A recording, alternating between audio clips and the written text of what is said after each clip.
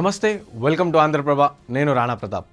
రాష్ట్రంలో వచ్చే పార్లమెంట్ ఎన్నికల్లో కాంగ్రెస్ అగ్రనేత సోనియా గాంధీ తెలంగాణ నుంచి పోటీ చేయాలని కోరుతూ ప్రదేశ్ కాంగ్రెస్ కమిటీ తీర్మానించింది. బుధవారం ఇందిరాభవన్లో పీసీసీ అధ్యక్షుడు ముఖ్యమంత్రి రేవంత్ రెడ్డి అధ్యక్షత వహిస్తూ పీసీసీ విస్తృతమైన సమావేశం జరిగింది.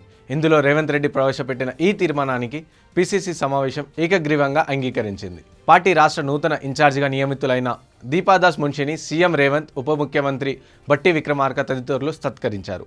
రాష్ట్రంలో కాంగ్రెస్ పార్టీ విజయాన్ని సహకరించిన తెలంగాణ ప్రజలకు, ఏఐసీసీ నాయకులకు, రాష్ట్ర కాంగ్రెస్ నాయకులకు ధన్యవాదాలు తెలుపుతూ తీర్మానం చేశారు.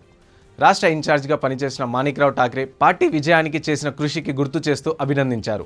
సమావేశం అనంతరం 6 గ్యారెంటీల హామీలు అమలుపై, పార్లమెంట్ ఎన్నికలకు సన్నద్ధత, నామినేటెడ్ పోస్టులకు భర్తీ తదితర అంశాలపై చర్చించారు. సభ్యులందరికీ అభిప్రాయాలు తెలుసుకున్నారు. ఈ సందర్భంగా బట్టి విక్రమార్క మాట్లాడుతూ కాంగ్రెస్ పార్టీ పక్షాన పనిచేస్తున్న వారంతా ప్రభుత్వ పథకాలను ప్రజలకు అందజేయాలని కోరారు.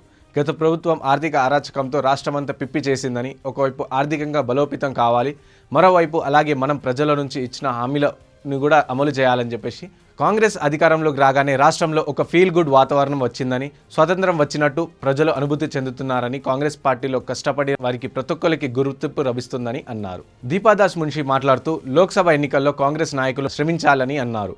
తెలంగాణలో ప్రధానంగా హైదరాబాద్లో బోగస్ ఓట్లు చాలా ఉన్నాయి.